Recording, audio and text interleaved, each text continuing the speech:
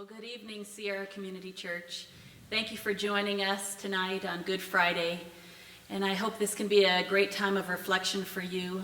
And I would encourage you to maybe pause the video right now and go and get elements for communion. If you'd like to partake in communion, we'll be reading through the Lord's Supper. And I also encourage you to dim your lights and maybe light some candles like we have. We have a lot of candles, but I just pray that this would be a time of meditation and reflection for you. Christ dying on the cross is a big deal. It was done for you and for me, and it is real. So let's begin by reading the word. When Jesus had finished all these sayings, he said to his disciples, "You know that after 2 days the Passover is coming, and the Son of Man will be delivered up to be crucified." Then the chief priests and the elders of the people gathered in the palace of the high priest, whose name was Caiaphas, and plotted together in order to arrest Jesus by stealth and kill him. But they said, "Not during the feast, lest there be an uproar among the people." Now when Jesus was at Bethany in the house of Simon the leper, a woman came up to him with an alabaster flask of very expensive ointment, and she poured it on his head as he reclined at table. And when the disciples saw it, they were indignant, saying, "Why this waste? For this could have been sold for a large sum and given to the poor." But Jesus, aware of this, said to them, "Why do you trouble the woman? For she has done a beautiful thing to me. For you always have the poor with you, but you will not always have me. In pouring this ointment on my body, she has done it to prepare for me burial. Truly I say to you, wherever this gospel is proclaimed in the whole world, what she has done will also be told in memory of her."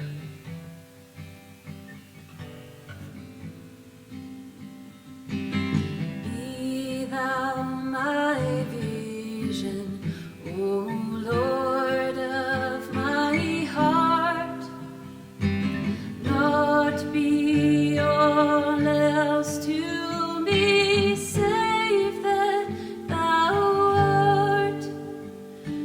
Thou my best thought by day or by night, waking or sleeping.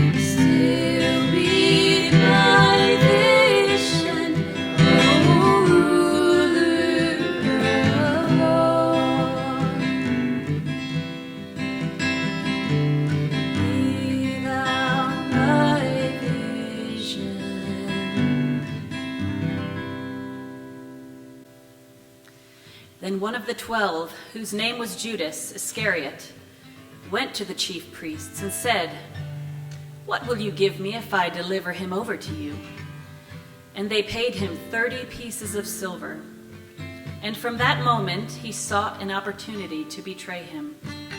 Now on the first day of unleavened bread, the disciples came to Jesus, saying, "Where will you have us prepare for you to eat the Passover?" He said, "Go into the city to a certain man and say to him, 'The teacher says, my time is at hand. I will keep the Passover at your house with my disciples.' And the disciples did as Jesus had directed them, and they prepared the Passover. When it was evening, he reclined at table with the 12. And as they were eating, he said, 'Truly, I say to you, one of you will betray me.' And they were very sorrowful, and began to say to him one after the other, 'Is it I, Lord?' He answered, 'He who has dipped his hand in the dish with me will betray me. The Son of Man goes as it is written of him. But woe to that man by whom the Son of Man is betrayed. It would have been better for that man if he had not been born.' Judas, who would betray him, answered, 'Is it I, Rabbi?' He said to him, 'You have said so.' Now as they were eating, Jesus took bread, and after blessing it, broke it, and gave it to the disciples, and said, 'Take, eat, this is my body.' And he took a cup, and when he had given thanks, he gave it to them, saying, 'Drink of it, all of you, for this is my blood of the covenant, which is poured out for many for the forgiveness of sins. I tell you, I will not drink again of this fruit of the vine until that day when I drink it new with you in my Father's kingdom.'" I'm forgiven because you were forsaken. I'm accepted. You were condemned. I'm alive and well. Your spirit is within me because you died and rose again.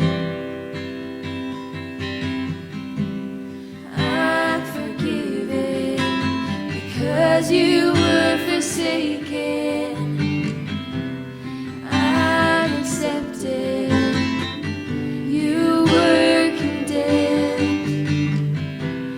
I'm alive and well. Your spirit is within me because you died and rose again.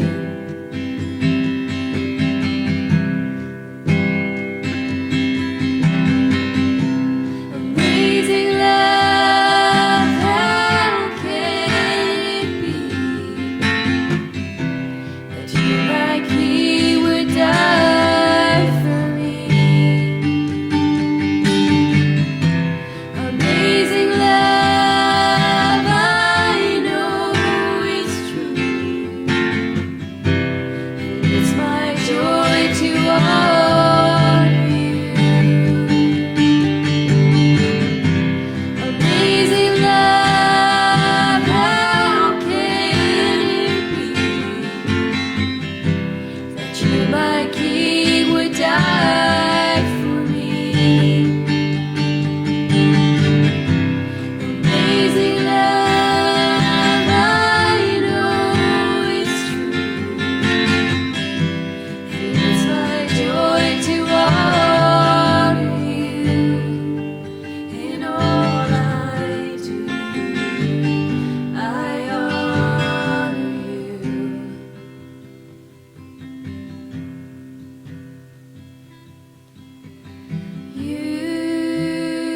You are my King. You are my King.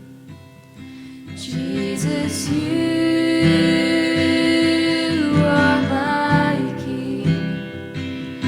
Jesus, you are my King.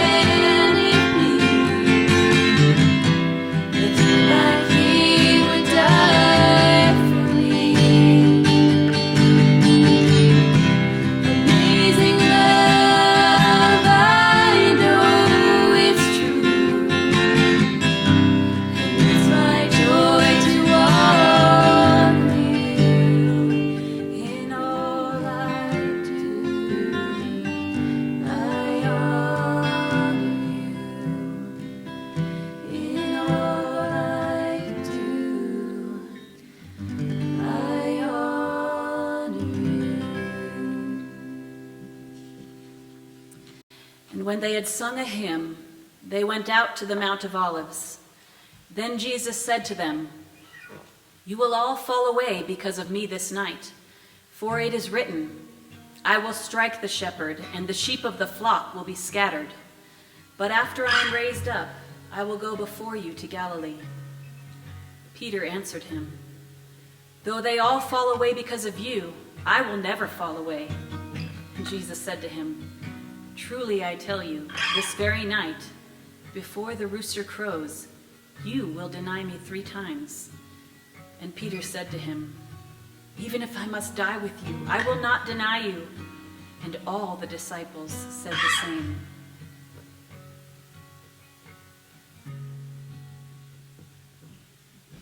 How deep the Father's love for us, vast beyond all measure, that he should give his only Son, and make a wretch his treasure.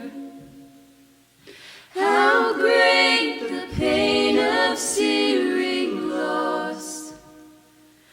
The Father turns his face away, as wounds which mar the chosen one bring many sons to glory.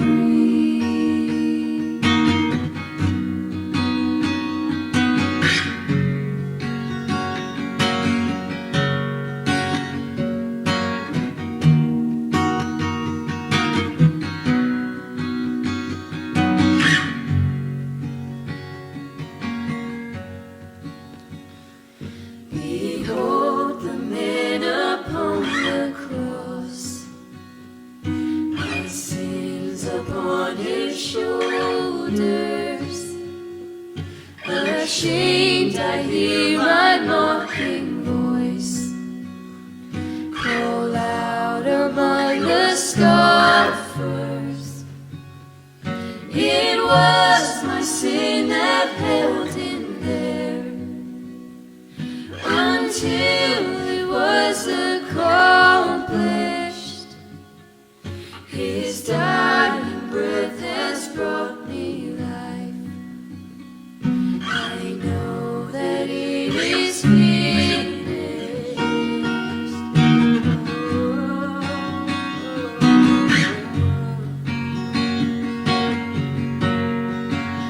Yes, it is finished.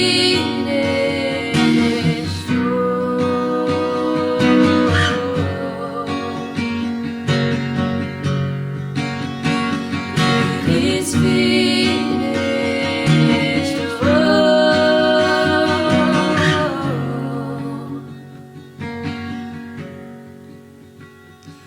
I will not boast in anything, no gifts, no power, no wisdom, but I will boast in Jesus Christ, his death and resurrection. Why should I gain from his reward? I cannot give an answer, but this I know with all my heart. His wounds have paid my ransom. Why should I gain from his reward? I cannot give an answer, but this I know with all my heart. His wounds have paid my ransom. Yes, this I know with all my heart. His wounds have paid my ransom.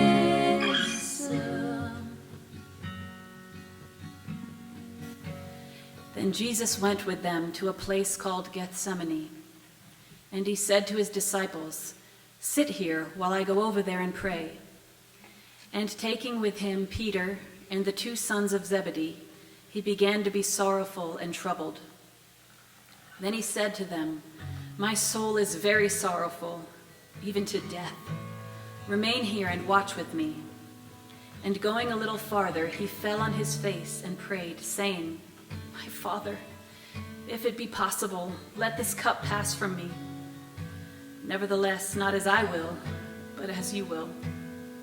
And he came to the disciples and found them sleeping. And he said to Peter, "So could you not watch with me 1 hour?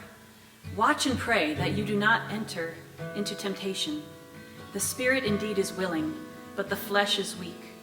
Again, for the 2nd time, he went away and prayed, "My Father, if this cannot pass unless I drink it, your will be done." And again he came and found them sleeping, for their eyes were heavy. So leaving them again, he went away and prayed for the 3rd time, saying the same words again. Then he came to the disciples and said to them, "Sleep and take your rest later on. See, the hour is at hand, and the Son of Man is betrayed into the hands of sinners. Rise, let us be going. See, my betrayer is at hand." And while he was still speaking, Judas came, one of the 12, and with him a great crowd with swords and clubs from the chief priests and the elders of the people. Now the betrayer had given them a sign, saying, "The one I will kiss is the man. Seize him." And he came up to Jesus at once and said, "Greetings, Rabbi," and he kissed him. Jesus said to him, "Friend, do what you came to do." Then they came up and laid hands on Jesus, and they seized him. The weight of the promise held in your heart.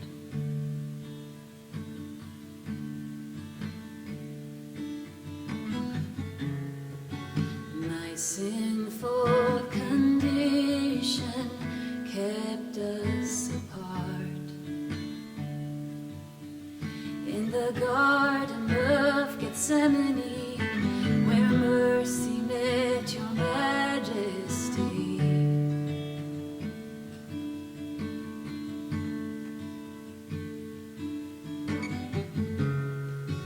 The call of redemption, Father to Son.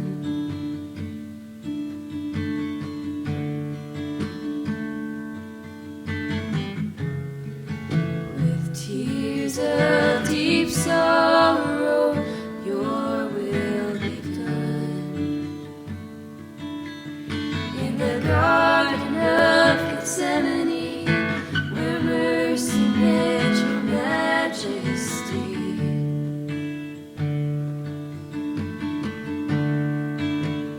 All for love, all for love, perfect Savior, in holy surrender. All for love.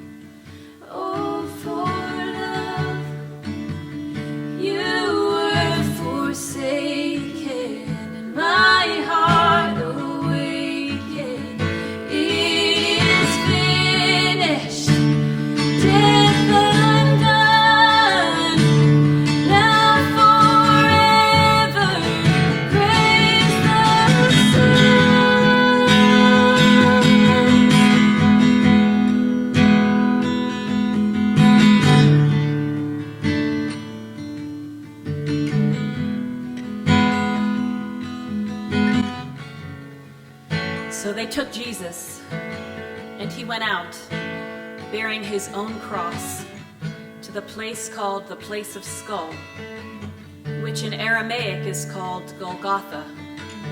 There they crucified him, and with him 2 others, one on either side, and Jesus right between them.